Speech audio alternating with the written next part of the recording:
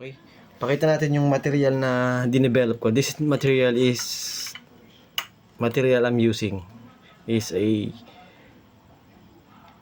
chromium chromium CFGF from the CFGF formulation. Ngayon, akala nyo basta-basta ito. Yan. Hindi yan glow in the dark. Kasi ito, material na ito ay nag-absorb ng init. Yung heat, it can absorb heat and then convert it into energy or glow energy. Pakita natin. I will use a flame. Okay, flame.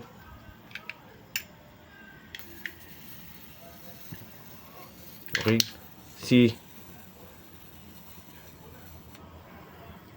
watch its glow. See, it is glowing. If see, burning and glowing. Okay, see that glow when it's burned and it's glowing. Yes, see, the more you heat it, the more it's glow. That is the material I'm using. This is not an ordinary glow in the dark. If he sends heat, it will glow. See? Okay, it is glowing while you are burning it. The more the heat, the more light it will produce. Now we will use the light and it will glow. The light will glow. The more light it absorbs, the higher the glow.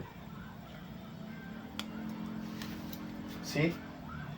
Turn off the light. It can absorb too much energy, and this material is hard. I will use if I grind this one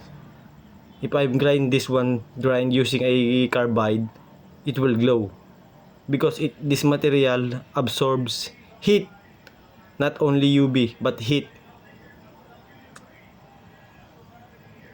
This material, yes, this material is I develop it by myself.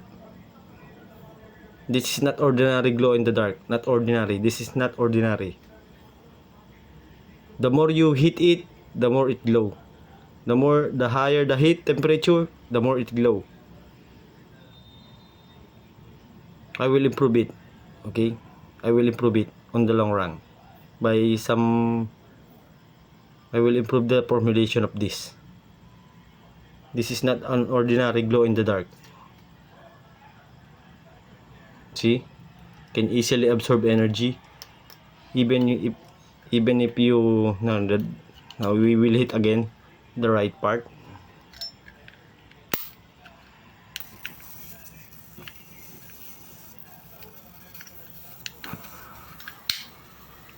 Close up look.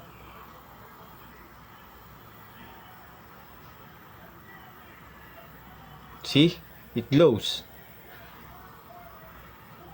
See? It glows. Not only UV, but heat. It absorbing heat. Thanks for watching.